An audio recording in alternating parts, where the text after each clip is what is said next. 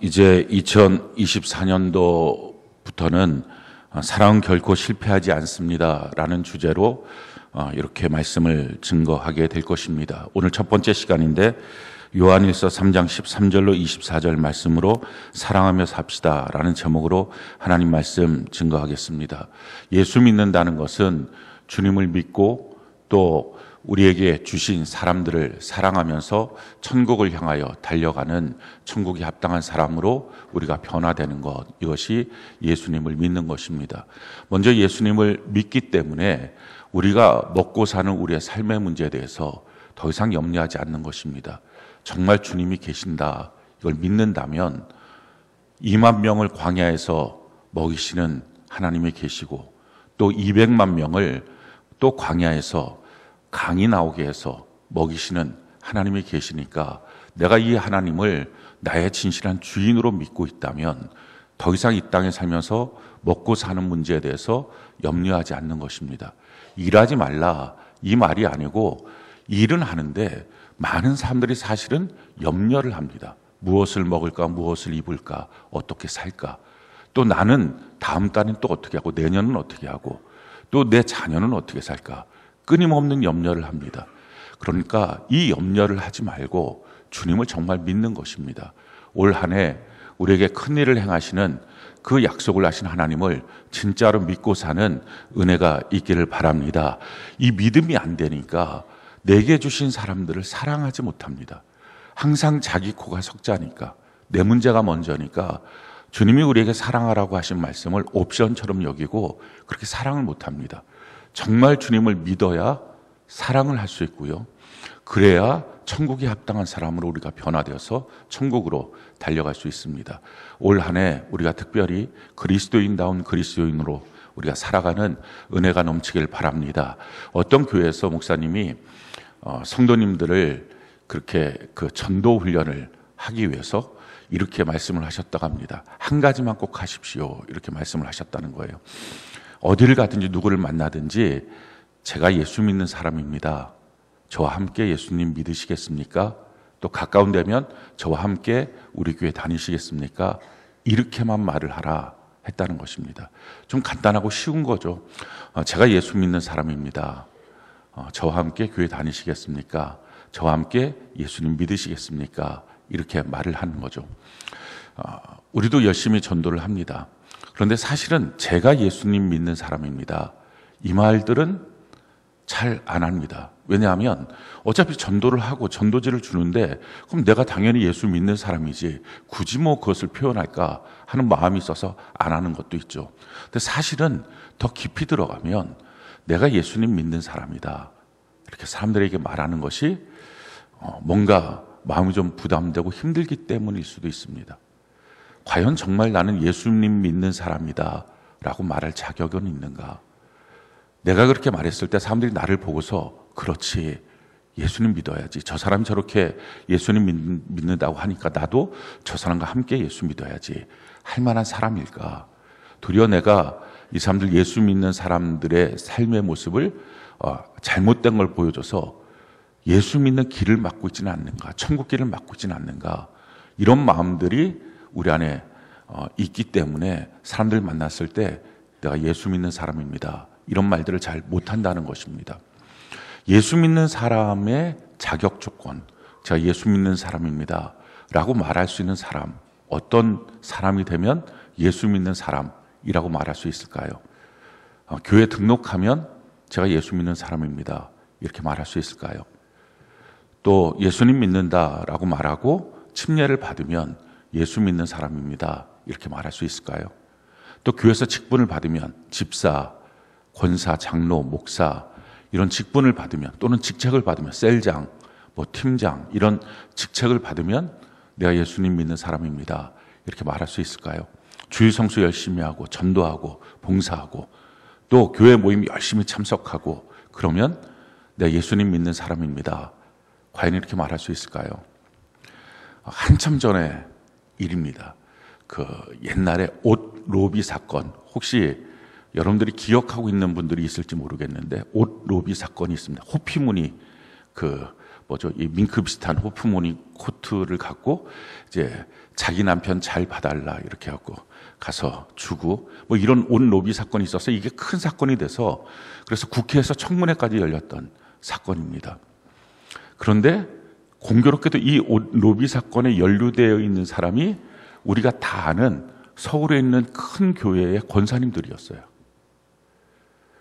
그 권사님들끼리 그러니까 큰 교회니까 거기 권력자도 있었고 이러니까 그거를 다 청탁하는 도구로 썼던 것입니다. 근데 그 사건이 터지고 난 다음에 그 교회 담임 목사님, 우리도 다 이름만 부르면 다 아는 목사님이에요. 지금 이미 소천하셨는데 그 목사님이 몇 주간 강단을 못 썼어요. 그리고 마침 와 있던 선교사님 보고 설교하라고 했어요. 왜 강단에 서질 못했냐면은 너무 낙심이 돼서. 그분들이 교회 생활 다 열심히 했던 분들이거든요. 근데 교회 생활 열심히 했던 이분들이 우리 교회 권사님들인데 어떻게 이럴 수 있지? 과연 이들이 예수 믿는 사람인가? 내가 이들을 제대로 목양했나? 하는 마음 때문에 강단을 못 썼던 겁니다. 예수 믿는 사람이라고 하는 조건이 뭘까요? 교회 열심히 나오고 직분 갖고 있고 직책 갖고 있고 아는 지식 많고 그게 예수 믿는 사람일까요? 예수님이 예수 믿는 사람은 이런 사람이다 라고 아예 조건을 정해 놓으셨어요. 이렇게 저렇게 왈가불가 너희들끼리 토론하지 말고 이게 예수 믿는 사람이야 라고 조건을 정해 주셨습니다. 그게 요한복음 13장의 내용이에요. 요한복음 13장 34절부터 35절까지 우리 같이 한번 목소리 한번 읽어볼까요? 시작. 새 계명을 너희에게 주노니 서로 사랑하라. 내가 너희를 사랑한 것 같이 너희도 서로 사랑하라. 너희가 서로 사랑하면 이로써 모든 사람이 너희가 내 제자인 줄 알리라. 서로 사랑하라. 그게 조건입니다. 서로 사랑하면 너희가 내 제자인 것을 알게 될 것이다. 모든 사람들에게 그렇게 말할 수 있다. 그런데 너희끼리의 그런 사랑이 아니라 내가 너희를 사랑했던 것처럼 사랑해야 된다. 그렇게 서로 사랑하는 것, 이게 그리스도인이다 라는 것입니다. 어떤 한 가정이 미국으로 이민을 갔습니다. 그 이민 간 이유는 자녀 둘이 있는데 그 자녀 둘이 미국에는 좋은 대학에 들어가서 공부하고 좀 아이가 좀 잘 되면 좋겠다 하는 마음을 갖고 가산을 다 정리해서 미국으로 이민을 갔죠. 근데 이민을 갔는데 언어도 힘들고 또 뿐만 아니라 거기 있는 문화도 모르고 하니까 너무 힘이 든 거예요. 그 과정 속에 또 상처도 너무 많이 받았다는 겁니다. 사기도 맞고 돈도 있던 것도 많이 날리고 심지어는 사기당한 사람한테 끌려가서 얻어 터지고 폭행을 당하기도 하고 너무 속상한 거예요.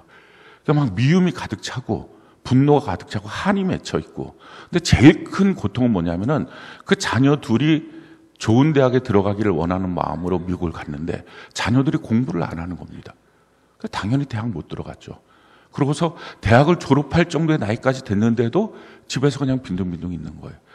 그게 너무 한이 맺히니까 그래서 이 부모 둘이서 이게 뭔가 아주 근본적인 문제가 있다라고 자기를 돌이켜보면서 예수 믿는 사람이었는데 그렇게 바쁘게 일하고 자녀를 위해서 일하고 하다가 신앙도 다 잃어버리고 이게 지금 우리가 뭐 하는 거냐? 다시 회복하자. 그리고 둘이서 이제 교회 가서 기도하기 시작했다는 것입니다. 기도하면서 하나님께 기도했던 제목은 하나님 잃어버린 물질도 좀 회복되고 또 우리 잃어버린 신앙도 회복되고 제일 중요한 건 우리 자녀들 공부해서 정말 온 목적대로 좋은 대학 들어가게 해주세요. 그렇게 기도를 열심히 하는데 하나님이 주시는 계속된 응답은 사랑해라 용서해라 이 말씀만 하시더라는 거예요. 막 처음엔 분노가 나서 어떻게 이럴 수 있냐고 내가 당한 사람인데 뭘 사랑하고 용서하냐고 지금 내 삶은 이렇게 엉망진창인데 뭘 사랑하고 용서하냐고 그러니까 막 기도를 하지 말까 이런 마음도 들고 막 화가 나서 견디지 못하고 있다가 결국은 그렇게 계속적이라도 기도를 하다 보니까 하나님 앞에 굴복하게 되더라는 거예요. 굴복해서 그래 주님의 명령이니까 사랑하고 용서해야지. 근데 전혀 안 될 것 같았던 사랑하고 용서가 되더라는 것입니다. 그렇게 사랑하고 용서하고 또 가정 안에서 또 사랑하고 용서하고 이게 되고 난 다음에 가장 큰 변화가 일어난 게 자녀들이 공부를 하기 시작했다는 거예요. 공부를 하나도 안 했던 자녀들이.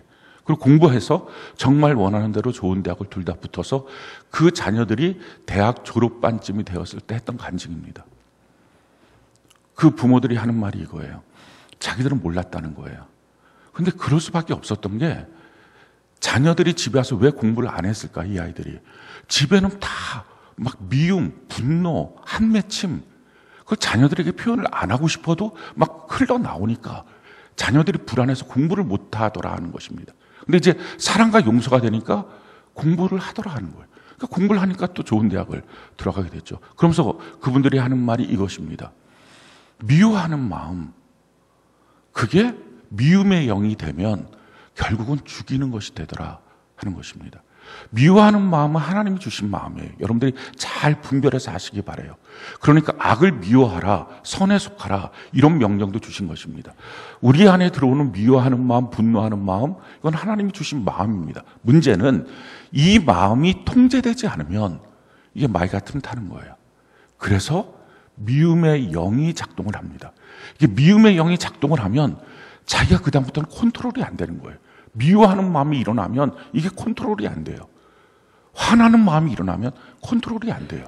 성경이 우리에게 이렇게 말을 합니다. 에베소 4장 26절 27절 같이 한번 읽어볼까요? 시작. 분을 내어도 죄를 짓지 말며 해가 지도록 분을 품지 말고 마귀에게 틈을 주지 말라. 왜 이 같은 말씀이 있을까요? 하루가 지나도록 계속 마음속에 미움이 있으면 처음에는 미워하는 마음이 정당한 마음인데 나중에는 이 마음을 마귀가 틈타서 미움의 영이 자기를 장악해버린다는 것입니다. 그 다음부터는 미움의 영에 자기가 결박당하는 거예요. 미움의 영은 죽이는 영이에요. 사랑의 영은 살리는 영이에요. 그러니까 미움의 영이 들어와서 하는 게 미워하니까, 미워할 수밖에 없으니까 막 계속 자기를 정당화시키면서 결국은 자기와 주변 사람들을 다 죽이는 것입니다. 사기를 맞아서 돈도 잃어버렸으니까 얼마나 돈에 대해서 궁색해졌겠어요. 그 절약했겠죠. 근데 문제는 그 절약하는 게 지나치다 보면 그게 인색의 영이 들어옵니다. 그 자기를 가난하게 만든다는 것을 그들은 몰랐어요. 근데 깨닫고 난 거예요. 성경이 우리에게 이렇게 말합니다. 잠언 11장 24절 25절 같이 한번 읽어볼까요? 시작. 흩어 구제하여도 더욱 부하게 되는 일이 있나니 과도히 아껴도 가난하게 될 뿐이라. 구제를 좋아하는 자는 풍족하여질 것이요 남을 윤택하게 하는 자는 자기도 윤택하여 지리라. 아주 과도히 아끼는 것. 지금 사기를 맞아서 돈을 다 잃어버렸으니 여기서 살려면 아껴야 되겠죠. 절약하는 것 나쁜 거 아닙니다.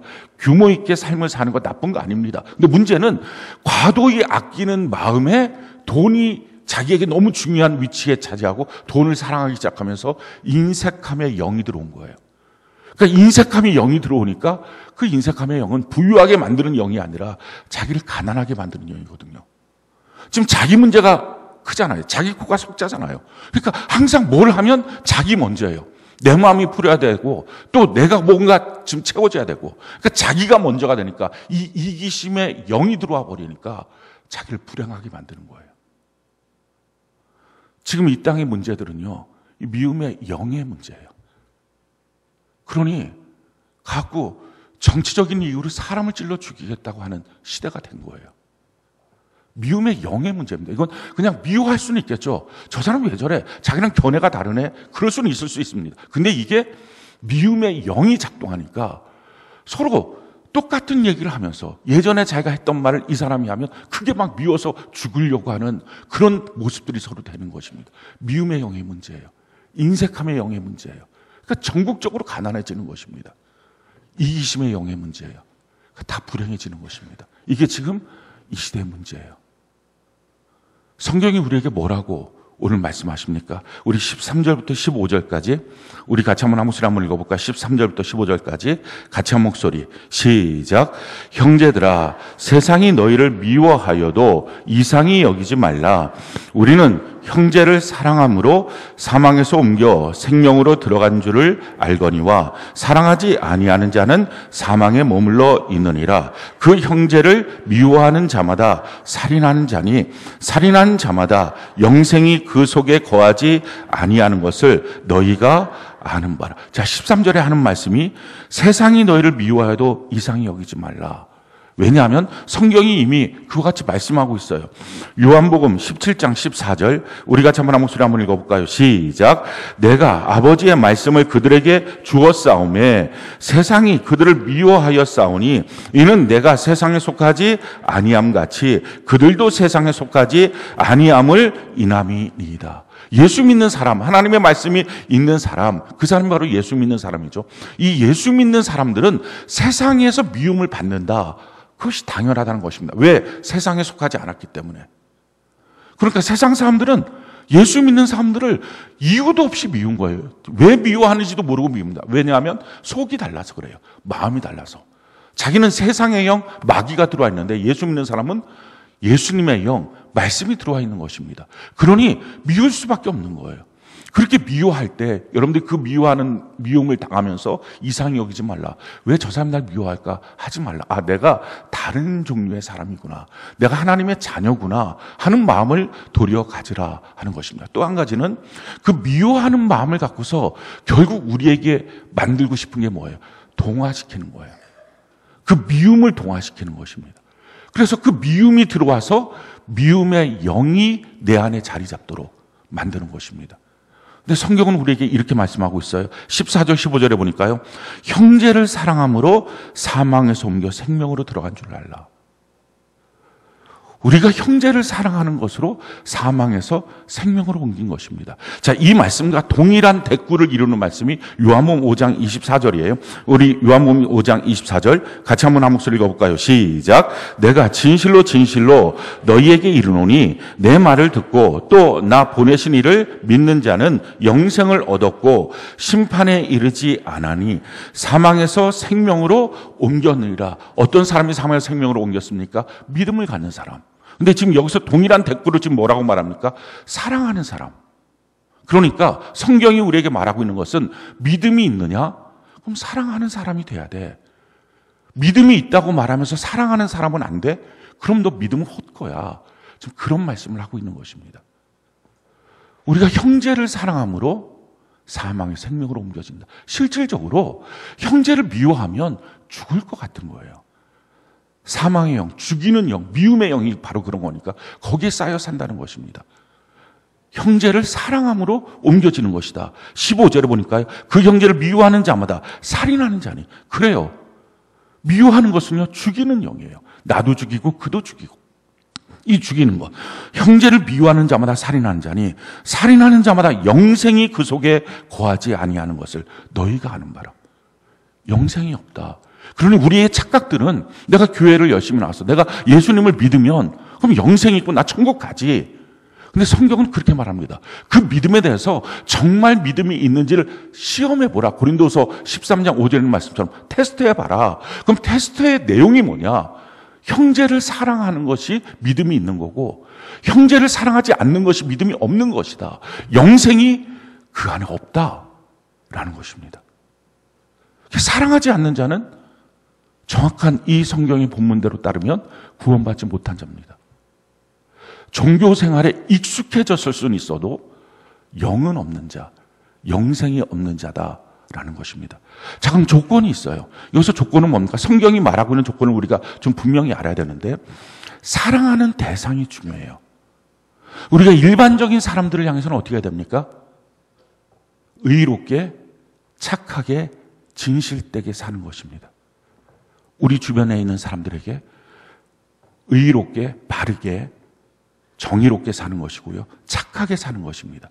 그리고 거짓말하지 않고 진실되게 사는 것입니다. 그런데 사랑해야 될 대상이 있어요. 성경 그 사랑의 대상을 형제들이라고 말합니다. 성경 어디를 보든지 다 형제예요. 형제. 내 이웃을 사랑하라고 말할 때 그냥 모든 동포들을 다 사랑합시다. 이게 아니라 거기서 이웃이라고 말하는 것도 형제들이라고 하는 전제 조건입니다. 형제들이 누굽니까? 예수 그리스도 안에 같이 부르심을 받은 셀 식구가 형제예요. 좀 더 넓게 확장시키면 같은 교회 성도가 형제예요. 거기서 좀 더 넓히게 되면 예수 믿는 사람이 형제예요.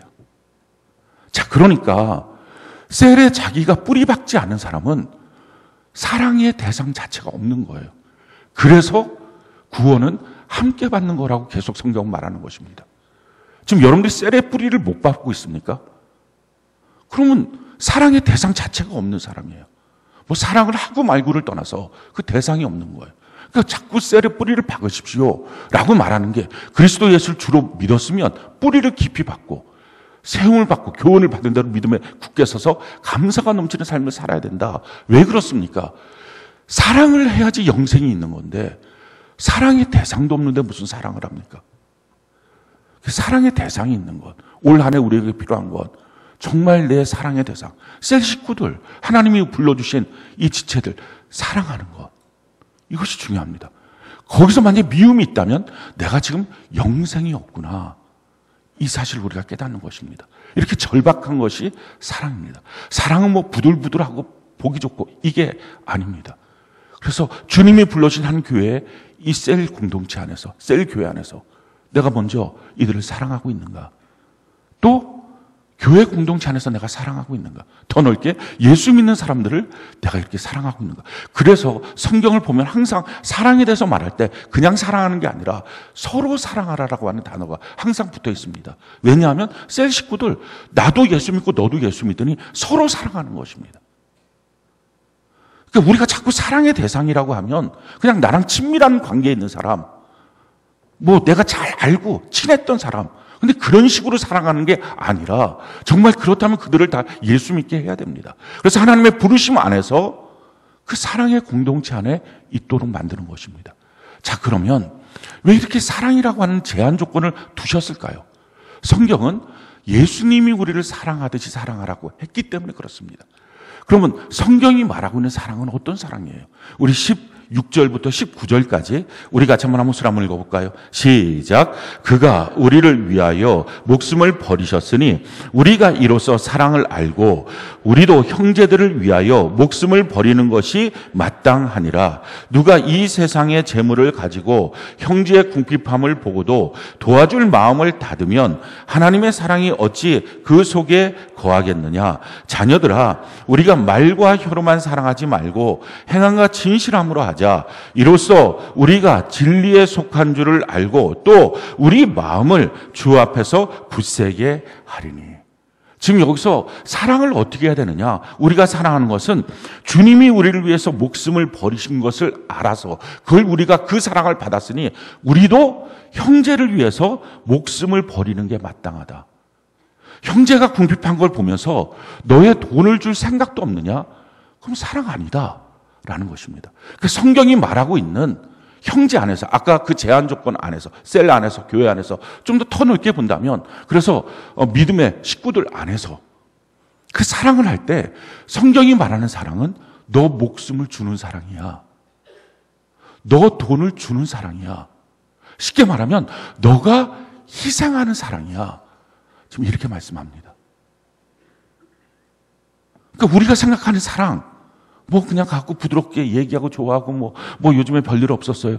그런 거 아니라는 것입니다. 목숨 주는 사랑, 돈을 주는 사랑, 너가 그를 사랑함으로 너 자신이 희생돼야 되는 사랑, 그 사랑하는 것. 그 사랑이 없으면 영생이 없다. 그 사랑할 마음이 없는 사람은 영생이 없다라는 것입니다. 우리 기독교 안에서만 그런 얘기를 하는 게 아니에요. 제가 보니까 유행가 가사에도 그런 게 있어요. 예전 사람이죠. 아마 이 젊은 세대들은 잘 모를 텐데 혜은이라고 하는 가수의 열정, 이런 단어의 가사가 안개 속에서 나는 울었소. 외로워서 한참을 울었소. 사랑하고 싶어서 사랑받고 싶어서 들판에 서서 나는 울었소. 외로워서 한참을 울었소. 사랑하고 싶어서 사랑받고 싶어서. 그 다음 번서부터가 중요해요. 만나서 차 마시는 그런 사랑 아니야. 전화로 얘기하는 그런 사랑 아니야. 웃으며 안녕하는 그런 사랑 아니야.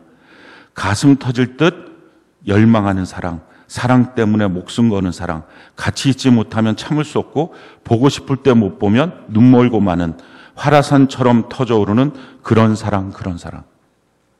세상에서도 만나면 차 마시고 웃으며 인사하고 전화로 안부 묻고 그런 사랑 아니라는 거예요. 그런 걸 사랑이라고 생각하십니까? 그리고 사랑이 있네 없네 라고 말합니까? 성경이 말하는 사랑은 너 목숨 주는 사랑이야. 근데 서로 너 돈을 최소한 줘야 돼. 서로. 그게 사랑입니다. 근데요, 우리가 이 사랑하는 대상이 있어요. 아무리 사랑이 없다고 해도요, 자기 자녀한테 그렇게 해요. 자녀가 아프면 어느 부모든지 그런 마음이 있어요. 차라리 그 병 나한테 와라. 너 아프지 말고. 죽을 일 있으면 얼마 전에도 어떤 약사분 아파트에서 불이 나서 위로 떨어지면서 자기 딸 살리고 자기가 대신 목숨을 잃어버리는 일들을 봤습니다. 실질적으로 자기 목숨을 주는 사랑을 해요. 자기 자녀를 위해서는요, 자기의 모든 재산을 다 줘도 하나도 아깝지가 않아요. 그런데 이런 사랑이 되면 분별이 돼요. 정말 어떤 형태로 사랑을 해야 될지 분별이 돼요. 그러니까 오늘 성경이 이렇게 말하는 거예요. 17절에 보니까 누가 이 세상의 재물을 가지고 형제의 궁핍함을 보고도 도와줄 마음을 닫으면 하나님의 사랑이 어찌 그 속에 거하겠느냐. 하나님의 사랑이 뭐예요? 하나님의 임재가 자기 목숨 주는 사랑, 돈을 주는 사랑을 하겠다고 하면 하나님의 임재를 경험할 수 있다는 거예요. 기도 열심히 해서 하나님의 임재를 경험할 수도 있겠죠. 말씀 들으면서 하나님의 임재를 경험할 수도 있겠죠. 근데 가장 좋은 방법은 정말 성경이 말하는 그 사랑의 방식으로 사랑하면 하나님의 임재가 항상 경험된다는 것입니다. 그리고 뿐만 아니라 19절에 보니까 이로써 우리가 진리에 속한 줄 알고 또 우리 마음을 주 앞에서 굳세게 하라니. 이걸 세 번역으로 보면 주님 앞에서 확신을 갖는다. 하나님이 지금 나와 함께 하신다. 이 확신이 있다는 것입니다. 그러니까 뭐 신본주의 사랑, 인본주의 사랑 이건 나눌 것도 없다는 것입니다. 이렇게 하면 신본주의야, 이렇게 하면 인본주의야. 왜? 자기 자녀한테 사랑할 때 자기의 전 재산도 줄 수 있는 자녀지만 어느 때는 단돈 10,000원도 절대 줄 수 없는 때가 있어요. 왜? 그 돈 갖고 그 자녀가 타락하고 그 돈 갖고 그 자녀가 노름하고 그 돈 갖고 그 자녀가 하루 종일 오락이나 하고 술 퍼먹고 다니고 단돈 10,000원도 못 주는 거예요. 아, 어떻게 10,000원도 못 주냐? 왜? 그거 갖고 너가 망할 것 같으니까. 그러니까 분별이 되는 거예요. 하나님의 임재가 있어서 하나님 앞에 하나님이 내 인생길을 분명히 보고 계시다. 이게 되니까 분별이 돼서 어느 때는 전체를 다 줄 수 있고요. 어느 때는 단 하나도 못 주는 거. 왜 못 줘요? 사랑하니까. 왜 다 줘요? 사랑하니까. 왜 못 봐줘요? 사랑하니까. 왜 다 용납해요? 사랑하니까. 그게 분별이 되는 거. 어느 때 주고 어느 때 안 되고. 근데 물론 그게 다 되는 건 아닌 거예요. 어떤 부모들은요, 그냥 자기 자녀라 그러면 정신 못 차리고 막 다 주고 막 자기가 분별이 안 돼. 다 하는 거예요. 그 왜냐하면 자녀를 자녀로 보는 게 아니라 자녀 안에서 자기를 보는 거예요. 특히 자기 상처를 보는 거예요. 그 자기 가난했으면 내 자녀만큼은 자기가 무슨 열등감이 있었으면 내 자녀만큼은 자녀를 자녀로 보는 게 아니라 자기를 보고 자기 상처를 보니까 그러니까 자기 질병이 글로 가는 거예요. 병증이 글로 가는 거예요. 그러니까 문제 부모가 문제 자녀를 만드는 거예요. 동일합니다. 우리가 셀 안에서 사랑할 때 막 사랑이 잘 안 되는 이유, 사랑해야 되겠다는 생각을 하는데 안 되는 이유. 그 이유가 뭡니까? 자기의 모습을 글로 투영해 버리는 거예요. 그러니까 자기 마음대로 생각하는 거예요. 그가 뭐라고 말하면 오해하고, 그가 뭐라고 표정 지으면 저 사람 저렇게 한다고 그러고. 그를 그로 보는 게 아니라 자기를 거기다 투영시켜서 보니까. 그래서 다 왜곡되게 보는 것입니다. 건강한 마음으로 사랑하면, 그럼 같은 셀 안에서, 같은 믿음의 식구들 안에서 건강한 마음으로 사랑하면 그를 위해서 무엇을 해주는 것이 가장 옳은지, 정말 그 사람이 그렇게 해야 천국 가는 것, 무엇을 해줘야 옳은지, 이게 뭐 성경을 꼭 찾아서 뭘 봐야 되는 게 아니라 분별이 돼요. 왜? 하나님의 임재가 있기 때문에 그래요. 하나님 안에서 내가 서 있기 때문에 그것이 가능한 것입니다. 아마 혹시 여러분들이 지금 이 말씀을 들었을 때, 그럼 사랑 안 하니까 나 영생도 없네, 나 구원도 못 받았네, 나 지금 죽으면 지옥이네, 막 이런 마음들이 들면서 야, 이거 보통 큰일이 아니구나. 내가 지금까지 믿음이 있다고 말하면서 살았는데 사실은 정말 이게 큰일이구나. 하고 내가 사랑이 없다 하는 마음을 혹시 가지신 분들이 있을 수 있어요. 안타깝지만 그분들 아직 다행이에요. 왜냐하면 내가 사랑이 없구나. 지금 큰일 났구나. 내가 지금 믿음도 없는 사람이 없구나. 믿음이 없으니까 사랑도 안 되는 거지. 그런 마음을 갖고 있다면 지금 그 안에는 작지만 사랑의 영이 움직이고 있는 거예요. 어떤 사람들은 그런 식의 가책조차도 못 느껴요. 그냥 아무 생각 없는 거예요. 그러니까 그런 거지 뭐. 저 사람 저렇게 하니까 내가 저런 거지. 그러니까 완전 미움의 영에 사로잡혀서 사는 것입니다. 근데 사랑의 영이 작동하면 지금 이 말씀을 들었을 때 야, 내가 큰일 났구나. 나 구원도 못 받은 사람이네. 내가 목사면 뭐하고 장로면 뭐하고 집사면 뭐할까. 내가 셀장이면 뭐할까. 영생이 없다고 하는 말 정말 그대로네. 내 모습이 그거네. 라고 하는 마음 앞에 절망합니다. 자, 오늘 20절, 21절 우리 세 번역으로 같이 한번 읽어볼까요? 20절, 21절 같이 한 목소리 시작. 우리가 마음에 가책을 받는다 하더라도 우리는 그러한 확신을 가지게 될 것입니다. 하나님은 우리 마음보다 크신 분이시고 또 모든 것을 알고 계시기 때문입니다. 사랑하는 여러분, 우리가 마음에 가책을 받지 않으면 우리는 하나님 앞에서 담대함을 가지고 있는 것이요. 우리 마음에 가책이 있습니까? 나 사랑이 없다. 지금 큰일 났다.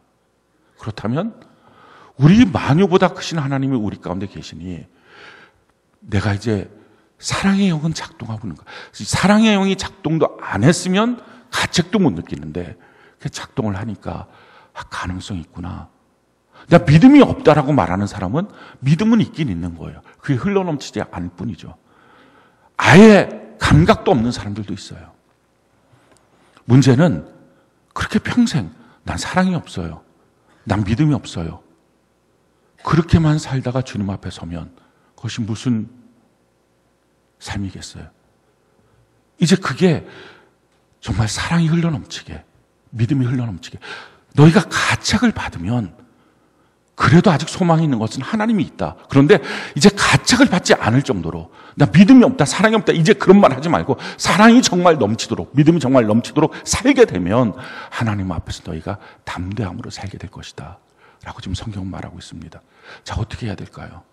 오늘 성경이 우리에게 이렇게 말씀합니다. 22절부터 24절까지 우리 같이 한번 한 목소리 한번 읽어볼까요? 시작.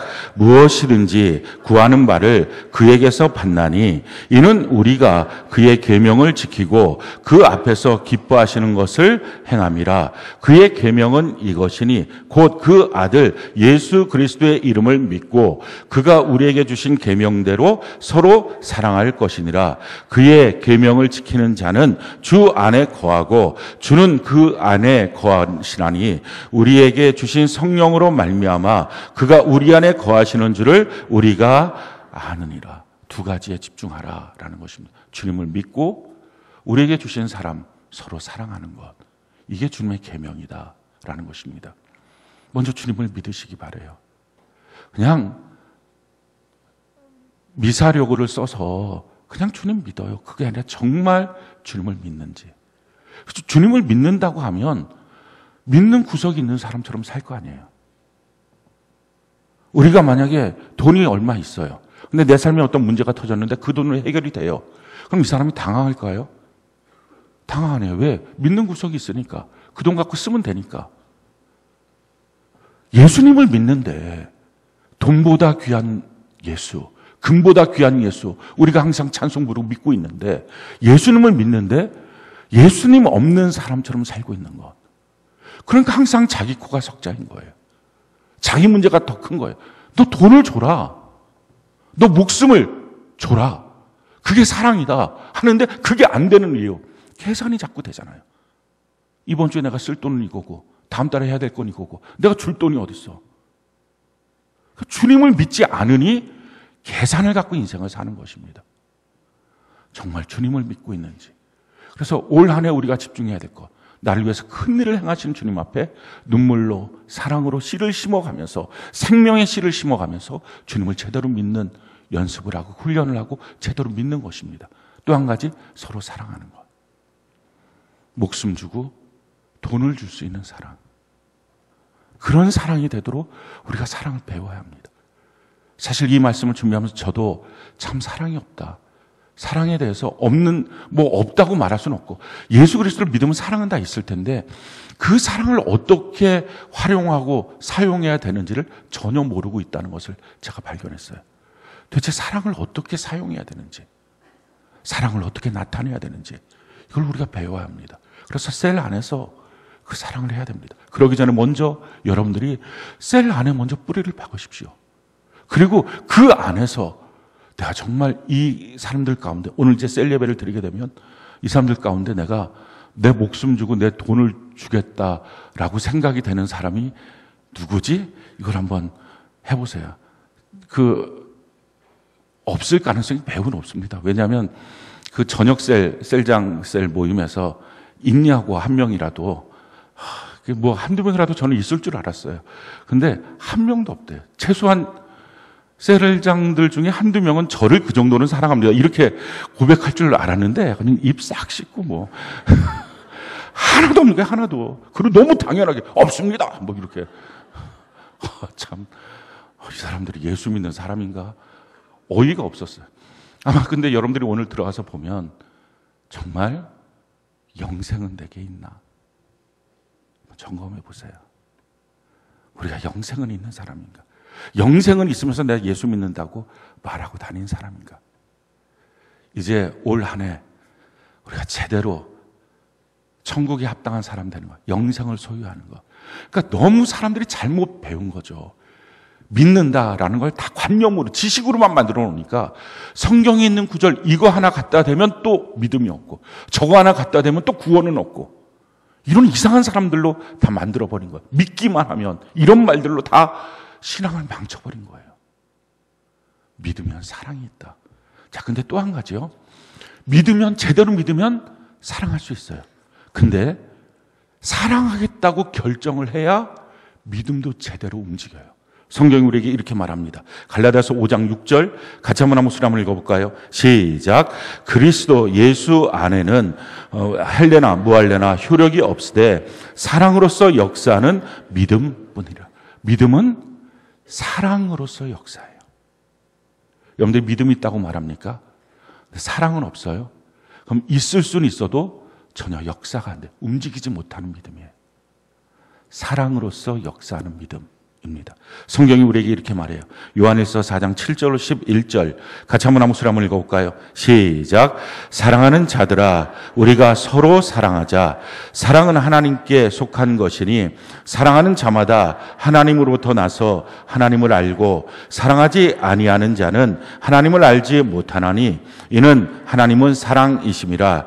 하나님의 사랑이 우리에게 이렇게 나타난 바 되었으니 하나님이 자기의 독생자를 세상에 보내심은 우리를 살리려 하심이라. 사랑은 여기 있으니 우리가 하나님을 사랑한 것이 아니요 하나님이 우리를 사랑하사 우리 죄를 속하기 위하여 화목제물로 그 아들을 보내셨음이라.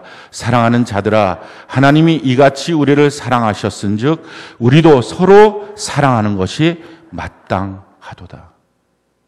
우리가 사랑하는 것이 마땅합니다. 분명한 대상. 먼저 올 한 해를 시작할 때 이 1월 첫 주일에 여러분들 셀에 속하지 않은 사람 셀에 속하십시오. 그래야 구원의 길을 첫걸음을 내딛는 거예요. 그게 아니면 아닌 거예요. 두 번째, 셀에 속해 있으면 그냥 턱하니 거기만 있는 게 아니라 정말 거기서 사랑을 해야 됩니다. 그냥 서로 차 마시는 사랑 말고 그냥 친밀한 그런 정도의 사랑이 아니라 목숨 주는 사랑, 돈을 줄 수 있는 사랑, 그런 사랑해야 됩니다. 그런 사랑을 배우고 그런 사랑을 표현해야 됩니다. 그래야 그 속에 영생이 있습니다. 혹시 미움의 영에 사로잡혀 있는 사람들이 있습니까? 미움의 문제가 해결이 안 되는 사람들이 있습니까? 분노가 해결이 안 되고 인색함이 해결이 안 되고 나 먼저라고 하는 이 이기심이 해결이 안 되는 사람이 있습니까? 오늘 기도함으로 그걸 끊어야 됩니다. 내가 사랑하는 사람 되겠습니다. 그렇게 주 앞에 결정하고 기도하셔야 됩니다. 그래야 믿음이 작동합니다. 마땅히 하라고 하는 사랑, 우리가 하는 은혜가 넘치기를 예수님 이름으로 축원합니다.